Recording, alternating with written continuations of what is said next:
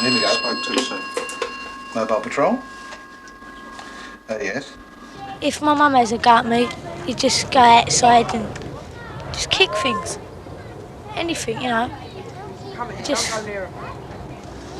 something clicks inside you and you just go out and kick something or somebody. Anything like that. Broke up things for no reason. Broke into places and smashed up things. I don't know, really, I can't remember, really. What do you specialise in? Nothing, really. Anything goes? Yeah. Have you done cars and telephone kiosks, or do you prefer breaking into buildings? Breaking into buildings more. Why is that? I don't know, it's more stuff worth nicking at. Wharfdale Court. Wharfdale Court. Message received and understood. On our way. Over. We didn't used to go out and know what we was doing with vandalism. It was just natural for us to go in people's gardens and their catwalks and muck about on railway lines and muck about in old houses. Vandals are never easy to catch. They're hit-and-run specialists. So speed is the essence of the operation. Within minutes of receiving a call, Hackney's mobile patrol service can be anywhere in the borough. The men from Mobile Charlie cover the council housing estates. If a vandal came onto an estate or somebody who was going to do damage, there was nobody really who could stop them. Now we have the ability to get a unit there, and if it is taking place, stop it. We also hope that the unit is, by the mere fact that it's on the estates and patrolling, stopping people from even attempting to vandalise property. So you have a deterrent effect, you would say? I would think that is the biggest part of the job, the deterrent effect. There's a bigger one. You might think these patrolmen are doing a useful job, but they're by no means popular in Hackney. The children call them the Gestapo. To the parents, they're Corporation Killjoys, stopping their youngsters from having a harmless bit of fun with somebody else's property. To solicit public support, the patrolmen have even changed their uniform. But hardly anyone on Hackney's housing estates likes authority. And while the patrol service may have a deterrent effect on some hooligans, they don't worry the hardened vandal. He's not afraid of anything. You get away with everything in juvenile courts. I think I went 11 times to a juvenile court. See, and it's no good. You go to a juvenile court so many times and you know you can go back. The first time you're shitting yourself the night before in bed. And then you go and so you're going to go out and do it more. But it used to be much more better when you used to get caught by the bloke or the owner of the house when you smashed his window and he gave you a good kick out of the arse. You wouldn't never go back to his window again. Weren't you ever afraid you'd get caught? Yeah, at first, but then I went away. I didn't really care after that. You say you went away. Yeah. Where did you go to? I went to a pro school. And what was that experience like? At first, I didn't like it very much, but then it got all right. I grew to like it after a while, so I just took it like a second home. Joseph's first home is here on Hackney's Kingsmead estate. It's a breeding ground for juvenile delinquency. Most of the wrecking is done by gangs of teenage boys. But the vandals are getting younger all the time. Stephen is only 10, but he's already terrorizing the neighborhood. Sometimes we smash windows, we jump on cars, and we do the telephones we do, and do the locks, you know, the thing, and then get the money out. What do your parents think? Do they know that you do these things? Yeah. And are your parents upset about the things that you've done? What do they say to you? Right, you're not going out no more for tomorrow. Stephen's parents, Ron and Wyn Moore, are somewhat cramped for space. They've got a family of 6 in a small council flat. 3 of their boys have got into trouble.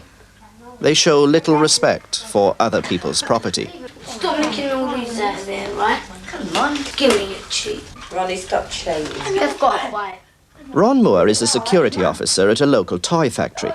He went on to night shift to stop one of his sons from playing truant, and then came off it again when the boy got into mischief at night. Do you think you're strict enough with your children? I think I am. But it doesn't do all that good at times, you know. You give them a clump and they might go and do it again. But I think they, you know, some of them, especially Ronnie, you give him a clump all right, he'll hurt him for a little while, but he shrugs it off after a while. A recent Home Office report on vandalism emphasised the need for parental discipline. But keeping a tighter rein on a boy like Charlie is no easy matter. He's a rebel without a cause. At 14, he goes his own way. What do your parents feel about it, Charlie? They don't know. That's what, you know, if I've ever been brought in by the police, my mum's not been in or things like that, and I've never really got caught at it. But if I have, she's never been in or she's been ill, sort of thing, you know. And she's never been able to get me. But if I did run away once to Southend, and when I come in, she did give me a good hiding. But, you know, things like that. I only live with my mum. She don't really like it much. She hits me and things like that, but she don't really care no more. Do you think you'd have been better off if you'd had more discipline? What about at school? What happens to you there? You get the stick. Corporal punishment. You just get the stick. You know, a couple of lashes. Don't do no good though. Soon you get used to it. It's just nothing. I had it today for getting caught smoking in the toilets, and it didn't mean nothing to me. It didn't even hurt. And then I just went away laughing. And then the next break, I went down and had another fag. And if I'd have got caught again, it wouldn't have hurt me again. It's just nothing. It doesn't discipline you in any way. They're not a separate group of psychologically disturbed people who are trying to maliciously tear down the environment. I think it's a process that occurs fairly naturally, if you want, in certain situations. Where do you find the highest rates of vandalism? Well, in the survey that I did, looking at rates of vandalism on a total of 52 estates in inner London, I found that the highest rates of vandalism occurred on estates with very high child densities. Sheena Wilson has just completed a survey on vandalism for the Home Office Research Unit. She thinks the problem cannot be isolated from corporation housing policies. Too many children are living in too confined a space. But wouldn't a child like Charlie be destructive wherever he lived? No chance. That place is a dump. It's a ghetto. It is. The flats are too close together and everything. If there's a rat, it goes round the flats in 10 seconds. Everyone's out on their balcony shouting at you. So you think that you would have behaved differently if you'd lived in your own house with a garden? Yeah, right I would. I could go and kick my tree in instead of a window or something like that. The people of Hackney don't have to look far to see vandalism. Building sites are a favourite target, and council house occupancy is sometimes delayed by as much as 6 months in order to repair the damage. So too are flat blocks. The walls are defaced, the lifts are broken, and the staircases run with urine. For the tenants, it's a nightmare world. Hundreds of thousands of pounds every year is now being spent on repairing the damage that is being done by vandalism. And you know, that's not hay. It's got to be found, and it is the ratepayers that will have to find it. Tenants and private tenants as well. Most local authorities believe that one way of curbing vandalism is to provide children with adventure playgrounds, like this one near the Kingsmead estate. It keeps the children off the street, and it lets them work off steam in a harmless manner. At least, that's the general theory, but Sheena Wilson's findings contradict it. Where the block had play facilities right by it, rates of vandalism, in fact, were rather higher. This was especially the case on high child density estates, because these facilities were scarce and they obviously attracted children from quite a wide area around. This used to be Shoreditch's adventure playground. The Vandals sacked it a year ago. Marauding bands of hooligans from Hackney and Islington fought a running battle here, looting, pillaging, and burning the playground hut down. All that's left now is the water tank and a lot of gypsy caravans. It would cost Hackney £30,000 to restore the playground, which is money the corporation cannot afford.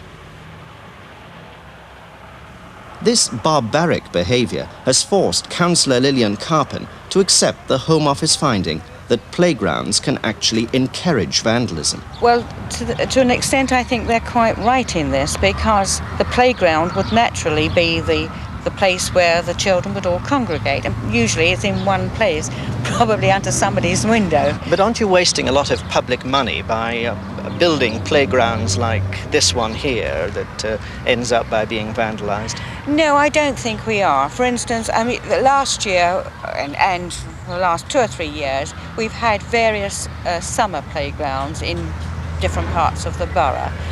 And the children have begun to see that this is a good idea to get away and to be able to play with other children in an atmosphere where they're not said, you're not to do this and you're not to do the other. Do you think that a playground like this one helps at all? Yeah, it's somewhere to go sometimes when it's boring. Other times, like whole days, you ain't got nowhere to go, so you don't really want to stay out real day. So you just go somewhere else. Get in some trouble. It closes at 8 o'clock. You know, that's when all it starts. This place is the best thing that ever happened to this dump. But at 8 o'clock, couldn't you just go home and read a book or watch the television or something? Most kids around here don't know how to read. I do. So they get bored too easy.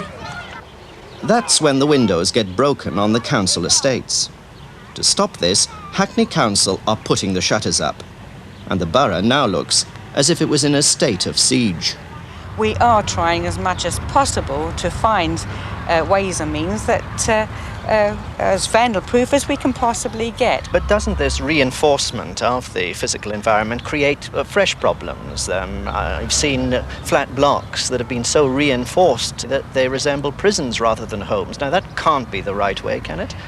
Oh, of course it's not the right way, but I don't know that any of our blocks look like prison blocks. I think it's all been made to a standard and they're not being reinforced to that extent. Nesbitt House certainly does. Well, Nesbitt House is one of the old-fashioned blocks, but then again that is now being rehabilitated because the outside structure is an extremely good one.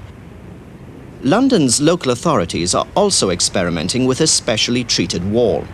Its broken surface is supposed to discourage vandalism. But the writing is still on it. Indeed, there's so much graffiti around these days that removing it has become a full-time job. These council workers do nothing else. If only the parents would realise that the amount of money that is being spent to put together some of the things that their children are vandalising, I think they would be horrified. You don't seem, if I may say, very worried about what they do. Well, because my kids don't get up to a lot of things, you know. I mean, they get up to some, but not a lot. Half of these windows and things that get broken are not done by kids, they're done by teenagers. But I suppose if people came and broke your windows, you'd be a bit more concerned. No, I've had my windows broke. And I've had to wait for years for them to put them in. So it's just something that you have to accept if you're living on an estate like this? Yeah, that's just an estate. I've had none broken, no. We've had a lot of windows. It's got cracked windows now. You always know that you're doing wrong, but there's nothing. You can't hold yourself back. You think you're a big man. When you're doing it, you think you're big, but you're not really big. You just think you are. Do you ever think that you're doing wrong? Oh, I know I'm doing wrong, but I just don't care.